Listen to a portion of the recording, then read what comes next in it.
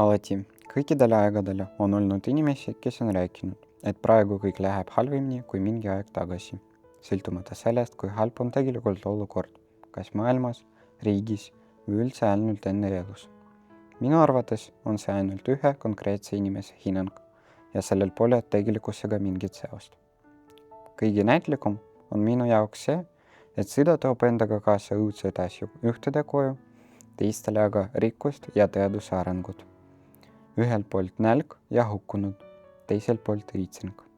Globaalselt ei eksisteeri hinnanguid nagu halb või hea ajavahemike suhtes. Kuigi see käsitlus on küüniline, on see ajalooliselt tõsi. Mõeldes sellele teemale isiklikumalt, on vaja arvestada suurema hulga teguritega. Olukorrale antav hinnang on pahatihti isiklik ja puudutab põhimõtteliselt ainult ühe inimese elu.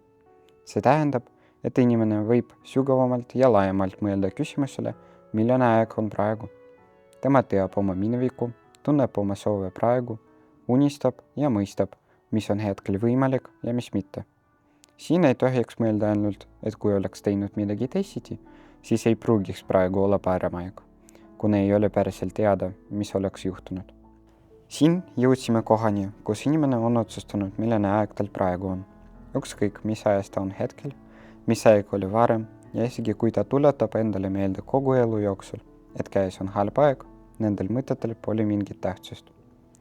Paljud neist, keda me peame praegu suurimateks teadlasteks või leiutajateks, tegid oma läbimurdeid teaduses sügavas masenduses olles või ei ole näinudki, kuidas nende uus leiutis leiab kasutusse.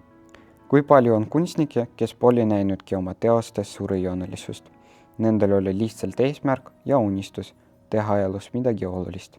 Inimese elus sõltub tema soovidest, unistustest ja suhtumisest sellesse olukorrasse, milles ta viibib, aga mitte ajast.